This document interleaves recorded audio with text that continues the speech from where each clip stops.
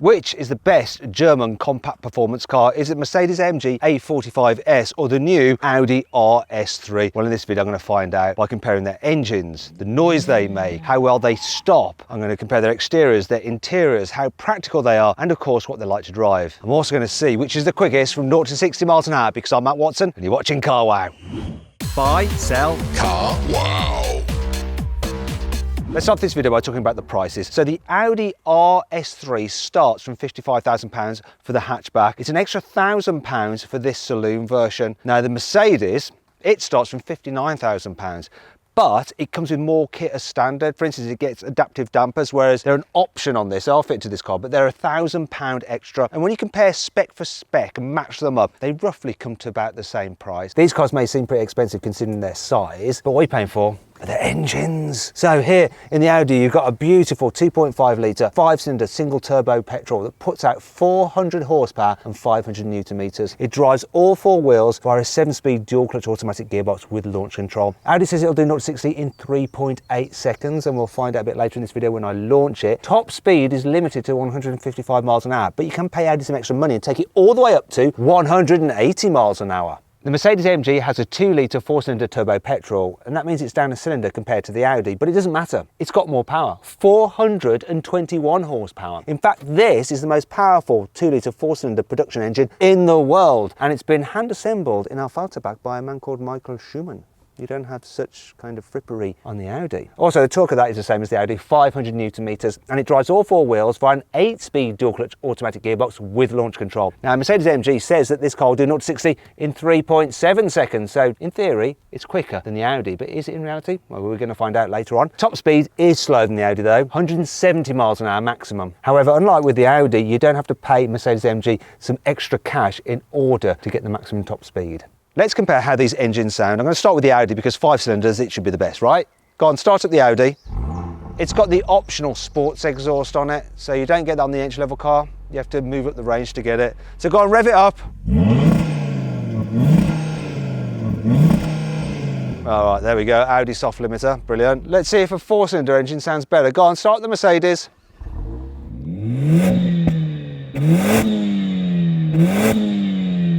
At least it hasn't got a soft limiter, and you do get the odd parpy bits at the top end of the rev range. Still, neither sounds brilliant. Let me know your thoughts. Put a pin comment in the video. Vote which of these cars sounds the least crap.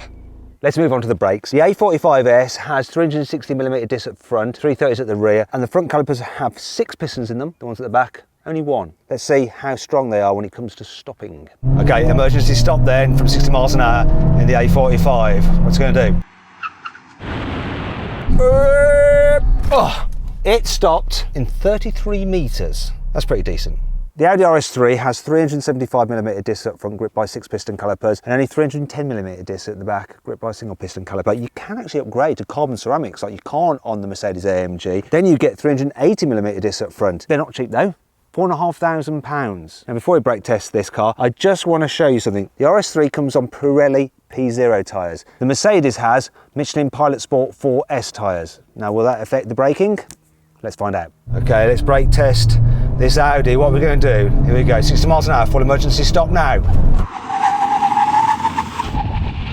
Oh, okay, so it stopped from 60 miles an hour, 32 meters. That's really good. And it beat the Mercedes. Let's compare the designs of these cars. So obviously this is the saloon version of the RS3, which does look better than the hatchback, but the hatchback is still a good looking car. I really like the slight flariness of the front wheel arches, and those vents, they are real.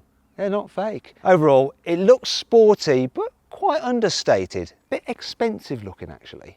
The AMG is much more overtly a performance car. It is not ashamed as to what it is. In fact, it likes to flaunt it. Check out the aero here at the front and that big wing at the back. Also, it's got quad tailpipes, though they're a little bit of a lie. If you look beyond those tips, you'll see that 2 tips actually have just 1 normal real exhaust behind them. Compare that to the Audi, which has 2 big oval pipes. But if you look inside those, you'll see that they're just tips, and inside each tip is actually 2 real exhausts. Now I'm confused, and if you haven't subscribed to this channel already, you're probably confused. So make sure you do it and hit the bell icon to turn your notifications on. That way you won't miss any of that kind of insightful motoring journalism that no one else picks up on. The interior design of the A45 is a work of art. I love this dash design. The infotainment system is really good as well. It's easy to use and connectivity is faultless with your Apple CarPlay or Android Auto. Also, I like the shiny bits. It just lifts the cabin, makes it feel special, though some of the quality is a bit superficial. Yeah. Anyway, I like this sporty steering wheel with the Alcantara on it and the bucket seats, which really grab you nice and firmly. After the A45, the interior of the RS3 is a little bit bland and odd. What's with the air vents up here? It's all a bit dark as well, but quality, bit better than the Mercedes. There's no rattle there, but I found one here. In fact, Audi's quality used to be way above their key competitors, but now the gap has really narrowed. They just don't feel as well built as they used to do, to tell you the truth. The sporty steering wheel is all right, but it's lacking Alcantara like in the Mercedes. The seats don't feel quite as sporty as in the AMG either. They're a bit more like armchairs and don't hold you quite so tightly. Then there's the infotainment system. It's pretty decent, though not quite as good as in the Mercedes. And sometimes when you're trying to connect your phone to Apple CarPlay or Android Auto wirelessly, it doesn't always work. The RS3 rides 25mm lower to the ground than a normal A3 and 10mm lower than even an S3. It also has uprated springs, dampers and anti-roll bars. The track at the front has been widened for the RS3 as well, and it's been given more negative camber. All this is designed to improve front end bite. In fact, the front tyres are actually slightly wider than the rear tyres. The quattro all-wheel drive system can send 50% of the engine's power to the rear wheels when the fronts start to slip. Also, it's got a clever electronically controlled rear differential, which can send 100% of that 50% of power that's gone to a rear to either of the rear tyres, depending on which one has the most grip. The idea being that when you're turning into a corner that way, it can overspeed the outside rear wheel to really get you turning. In fact, it can even allow you to drift this car because it has a drift mode. And this is me drifting an RS3. In addition to that clever rear differential, the RS3 also has a limited slip differential at the front. The A45s is pretty much the same setup. So you've got lowered suspension compared to an A-Class by 28mm. It's also got rated anti-roll bars, springs, dampers. Obviously the dampers on this are adaptive as standard, and like with the Audi we have to pay extra for them. You've got a Haldex four-wheel drive system which can send 50% of the engine's power to the rear wheels if the front starts to slip, and you've got a clever electronically controlled rear differential again, which works just like the Audis. The Mercedes actually came in with theirs first, so nah. Anyway, here's me drifting a Mercedes AMG A45s.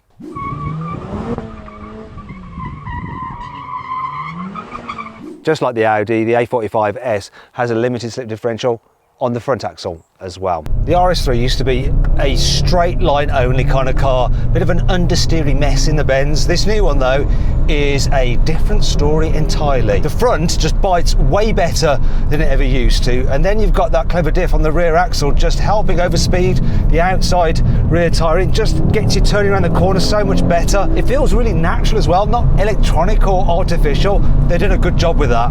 The suspension is pretty decent as well. I'm actually in the firmest setting for the adaptive dampers that are fitted to this car as an option. I'm going to put it into my own preferred settings for the car, which is everything on maximum performance, but the suspension softer, and it's better for our bumpy British roads. The car doesn't lean too much in the bends even when you have it in the softer setting, so that is much better for covering ground quickly. It also means that you just got more grip. What I'm not so keen on, the steering just feels a bit light and artificial even when you have it in its heaviest setting.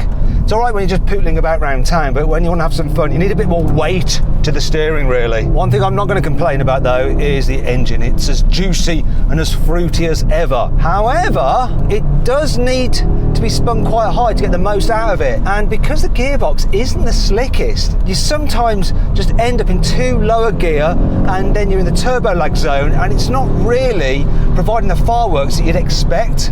So you do have to work at this engine. One thing I do remember about the RS3 is that as a daily driver it's always been good, and this one is even better. Overall though, this new RS3 is better on a twisted road than it ever was before, and like the previous generation car, it's still a great all-rounder. So compared to some of its competitors, it's pretty quiet when you're just cruising on the motorway. And while these seats aren't ideal for hooning down the back row because they don't quite hold you in place as well as you might like, on a longer journey they're very, very relaxing. Mercedes AMG A45S, what you got? Right from the get-go, this feels like a crazy little angry, sporty, lively little thing. Everything about it is just more responsive than the Audi, and it's more fun. Let's talk about the steering. It's just got a bit more weight to it. The car turns in sharper. Also, that diff, it seems a little bit more aggressive on this. One thing you do notice though is that the four-wheel drive system itself doesn't feel as sophisticated. So you can feel like this is a front-wheel drive car, and then it's, oh, I need to send power to the back, and then it does, and then it goes, oh, I need to oversteer the outside rear wheel, then it does. So it's not quite as progressive as the Audi, but it does just somehow feel more fun and more alert and more alive. The engine as well, this is the big surprise for me. Who'd have thought that a 2-litre 4-cylinder is better than a 2.5 5-cylinder? But here, in the case of this A45s, it is. Also, the gearbox in this A45s is better matched to its engine than the gearbox in the RS3 is. It just always seems to be in the right gear. You don't seem to be like left floundering in a hole of turbo lag if you haven't chosen the right gear, because somehow you just automatically have. And the way this engine just gets you to really rev it all the way out, and the power builds and builds and builds, and the noise builds and builds and builds. It's got more drama.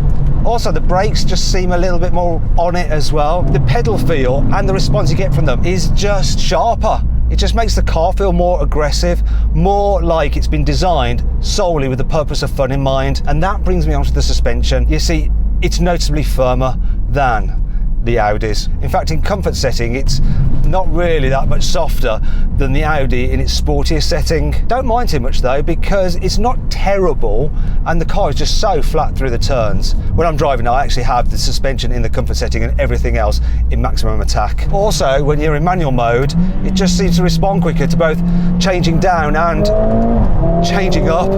It's just seamless. You're probably no quicker actually than you are in the Audi, it just feels it. Although they also have to be good for cruising, don't they? And this is not as good dailying as the Audi. Seats for starters, they're better for holding you in place when you go around corners quickly, but they're quite firm. So over a longer journey, bum does get tired. Also, the car's just noisier on the motorway, just you get a bit more road noise. It's not quite as relaxing, but I can put up with that just because this car feels more entertaining. And that's sort of the whole point of buying a hot hatch in the first place, right? Hot hatches aren't just about performance and having fun. They also need to be practical. And there is enough room in the back of this A45. Look, headroom's all right, knee room's all right. There's not much foot space, but I can live with that. In the back of the Audi, there's about the same amount of knee room. Foot space is a little bit better, but headroom is tighter than the AMG, though it is better in the RS3 Sportback than this saloon. Also, it just feels a bit darker in here than the Mercedes. Bizarrely, the saloon is actually more practical than the hatchback when it comes to boot capacity. You see, this saloon has 321 litres, but the RS3 hatchback only has 281 litres of boot capacity, which is odd. Now this Mercedes though, 370 litres of space. Anyway, enough of that. Let's launch these cars. Okay, now I'm going to launch the little Mercedes AMG A45s. What's it going to do? The way this sets off is mental. The gear changes are brilliant. Whoa! 3.83 seconds. Wow. Time for the Audi. Can it beat the Mercedes? Launch control.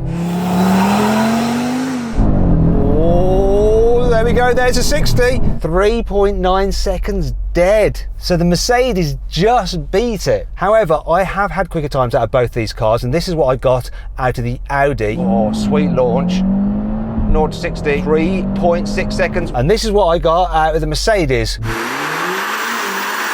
That's 3.65 seconds. And if you want to find out exactly what I mean, click on the pop-out banner up there for the link in the description below to watch my drag race video between the new Audi RS3 and the Mercedes AMG A45s, plus some other cars.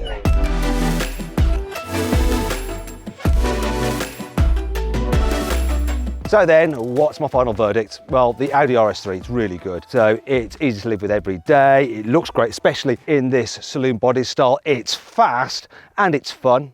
However, it's not as much fun as the Mercedes AMG. Yes, it's a little bit harder to live with, but it's doable, and it'll put a bigger smile on your face when you send it down a country road. And really, that's what these cars are all about. And that's why the Mercedes AMG wins this test. I hope you'll enjoy the video. If you did, give it a like. Let me know what you think of my verdict in the comments below. Click on those windows there for some more videos, and on that box there to see how much your car is worth. All you have to do is upload some photos, and our dealers will bid on your car, and you can choose to sell it to the highest offer if you wanna. It's completely free.